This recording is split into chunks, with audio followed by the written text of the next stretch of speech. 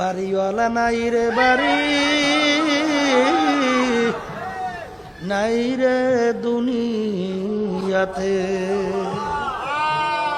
কেউ দৌড়াইবে দোকানে কাপড় কেনার জন্য, কেউ দৌড়াইবে বাজারে বাঁশ কাটার জন্য, কেউ দৌড়াইবে খুন্তা কুড়াল নিয়ে কবর করার জন্য, কেউ দৌড়াইবে আল্লাহু আকবার ইমাম সাবদার হবে জানাজা নামাজ পড়াবার জন্য। তাকবীর দিয়া বলবে আব্দুল কারীম যাও যাও যাও, আর কোনদিন আসবে না। নাফরমান কবরে যাইবে, কবরে মাটি দিয়া যার যার বাড়িতে সে আসবে। নাফরমান ডানের দিকে তাকাইয়া দেখে মাটি, বামের দিকে তাকাইয়া দেখবে মাটি, নিচে মাটির বিছানা,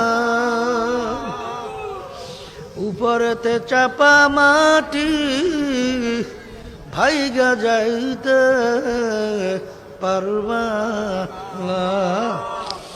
বাজান এখন দিক বিদিক না পাই আমার মাওলাকে ডাকবে আল্লাহ আল্লাহ আল্লাহ।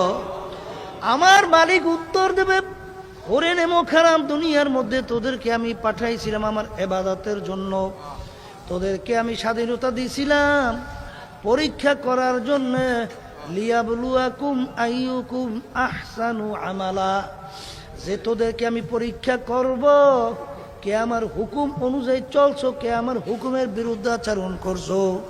এই জন্য তোদেরকে আমি স্বাধীনতা দিলাম।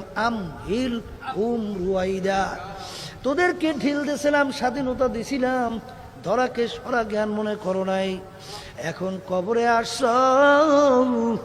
এখন কবরে তো তোর দল নাই, দলের নেতা নেত্রী নাই, টাকার গরম নাই, ক্ষমতার গরম নাই, বংশের গরম নাই, শিক্ষার গরম নাই।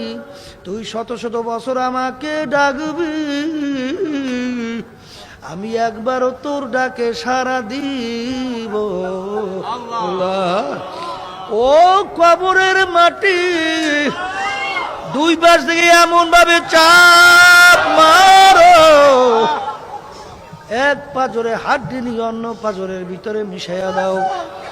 আমার কাছে কোনো খাতির হবে না। ও ফেরেশতারা জাহান্নামের সঙ্গে কবরের সঙ্গে সম্পর্ক তৈরি করিয়া দে। জাহান্নামের আগুনের শেষ নাফরমানের কবরটা ভইরা যাইবে।